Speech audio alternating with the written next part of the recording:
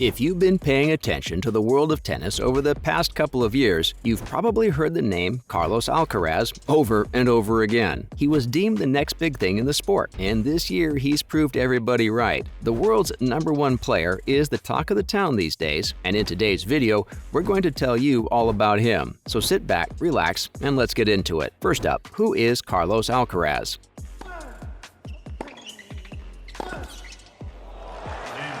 Goodness me, what a strike on the forehand. Carlos was born in El Palmar, Murcia, Spain, on May 5, 2003. At 4, he picked up his first racket, and instantly, his destiny was sealed. He was going to become a tennis player. He was influenced by his father to follow the sport, who was ranked in Spain's top 40 players once upon a time. He's also got 3 younger brothers, but we don't know much about them. Carlos started playing at his father's academy and then joined forces with former men's world #1 Carlos Ferrero 4 years ago, and they're still together. Needless to say, Ferrero has played a huge role in the youngster's early rise and success. He has said repeatedly that he grew up idolizing his fellow countrymen, Rafa Nadal, and the Swiss maestro, Roger Federer. Well, not a bad list of players to follow when you're figuring your game out. Next up, the start of his professional career. Oh, there's some start from Pablo Carreño Busta. Alcaraz turned pro at the age of 15 in the same year he got with Ferrero. He played his first ATP event in 2020 Rio de Janeiro. With how effortless he made tennis look, everybody knew he was going to achieve great things, but absolutely no one could have predicted he'd be the world #1 within 2 years of that. At the age of 17, Alcaraz qualified for the 2021 Australian Open, and he was the youngest player in the men's singles event last year. He was eliminated in the second round by Michael Immer in 4 sets, but the Spaniard showed great potential at such a young age.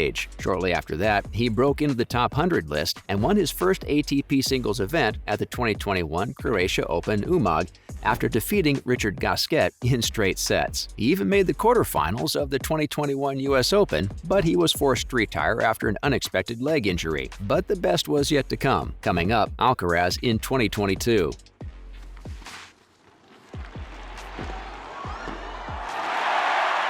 He was already making headlines, but no one was ready for what Carlos did this season. He had an incredible title run in Rio de Janeiro, defeating players like Matteo Berrettini, Fabio Fognini, and Diego Schwartzman. The Spaniard got past Marin Cilic, Stefano Tsitsipas, and Casper Ruud in Miami to claim the championship. No one could stop him. He followed that with a title in Barcelona, and like that wasn't enough, he won in Madrid too, and this was his most spectacular win yet. Orange for the play.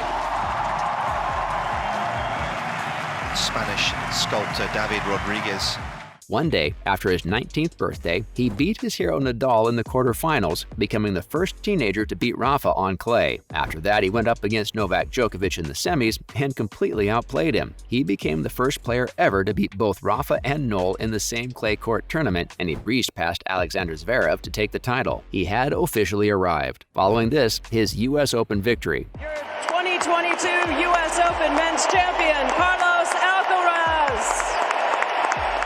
Folks, it keeps getting better and better. Everybody was aware that he'd be a threat in New York, but Carlitos had a long road ahead of him if he wanted to win his maiden Grand Slam. Entering the tournament ranked #3 in the world, he made it to the 4th round without dropping a single set, but then things got tricky. In the quarterfinal, Alcaraz went up against Jannik Sinner, and the match lasted over 5 hours, the second longest in the tournament's history. Then he played another tough 5-setter against Francis Tiafoe in the semifinal. We don't have to tell you how mentally and physically exhausting this can be for players, but Carlos handled it like a champ. But the job wasn't done yet. There was still one match to go. He was playing Casper Ruud in the final, another breakout star this year. But it was Alcaraz's day as he claimed his first major at the Flushing Meadows after 4 sets. He became the youngest player since Nadal to win a Grand Slam. It was the stuff of dreams. What's more, Alcaraz became the world's #1. My dream is to be #1 of the world, and my Speaking of dreams, this win also took the Spaniard to the very top of the ATP rankings. He became the youngest world #1 in the history of men's tennis. Folks, this kid is doing what even Federer, Nadal, and Djokovic never could. What makes this even more incredible is that he was ranked 189th at the end of September 2020, meaning that he climbed up 188 players in just 2 years. After this incredible feat, he mentioned that his goal at the start of this year was was just to break into the top 15, which he managed to do within the first couple of months. Apart from Daniil Medvedev, he's the only non-Big Four player since 2003 to reach the top. He commented that he couldn't believe how quickly he became number one, but his plan was to stay on top for years and years to come. Moving on, what's his playing style? Carlitos has got a very aggressive style of playing. He's superb on the baseline and looks to move to the net to win points as well, with his forehand being his most reliable shot. Of course, that's gotten compared to Roger Federer more times than we can count. Even his coaches said that his style of play was closer to Fed's than any other member of the top three, and his ability to move from behind to inside the baseline was very Roger. But he's got the best of them all. He's got Rafa's fighting spirit, and he's got the physical capabilities of Noel. Considering how young he is, we have no doubt he's going to polish his game even further and terrify players on the court. Up next, what's everybody saying about Alcaraz? He's a sensational player already, and he's stunned the world with everything he's done this year, and everybody is talking about him. Dominic Thiem spoke about the Spaniard and said that everybody else needed to catch up. He praised Carlitos and said that he already had a very unique career which was pretty exceptional, so much that he was about to change tennis as a whole. Dami mentioned that everybody else needed to bring their very best if they wanted to keep up with Alcaraz. Speaking about the 19-year-old's win in New York, he pointed out that no matter how long the matches got, Carlos never got scared and played every point without fear, and no one did that. Medvedev opened up about Alcaraz taking his #1 spot and stated that his level of tennis was simply insane. He pointed out that becoming the youngest #1 in history said a lot about him as a player, because tennis has seen some great champions. The Russian said that everything he had already done in his career was ridiculous. After his triumph at the US Open, even Rafa took out time to congratulate his fellow Spaniard. He said he was very happy for Carlitos on his maiden win and an incredible season, which he knew was just the first of many. Not to mention, Alcaraz isn't planning to stop anytime soon. The kid's got the right mindset already, folks. Despite showing us one of the most incredible stories in tennis, he said he was focused on the future, and he knew he had to improve a lot. He said he felt the same after his win in New York because the sport was still the same. He mentioned that being #1 doesn't mean that he couldn't improve further, and he wanted to keep working on his weaknesses to be the very best in the business. He revealed that he wanted to win many, many more big titles, and he wanted to stay on the very top for years to come. Carlos is determined. He's on the right track, and he's only going up. Finally, there is one minor setback, though. It was almost a perfect year for the Spaniard. The 19-year-old was on track to end this year as world #1, but he had to withdraw from the ATP Finals in Turin because of an abdominal injury. That's terrible, terrible timing. He would have been the top seed in Italy, but he got hurt. He even withdrew from his quarterfinal against Holger Rune in Paris. The player expressed that he was very sad to be missing this event, and it was tough and painful, but he wanted to stay positive and focus on his recovery. Carlos can still be year-end #1, but it will largely depend on how Nadal and Medvedev do at the ATP Finals. Anywho, it's not an ideal end to his season, but we have absolutely no doubt that Carlitos will be back soon, stronger and better than ever. The sky's the limit for this kid. And that's a wrap for this video. Do you guys think Alcaraz will win any Grand Slams next year? Let us know in the comments below. Make sure to give this video a thumbs up and subscribe to our channel for more videos like this. See you in the next one.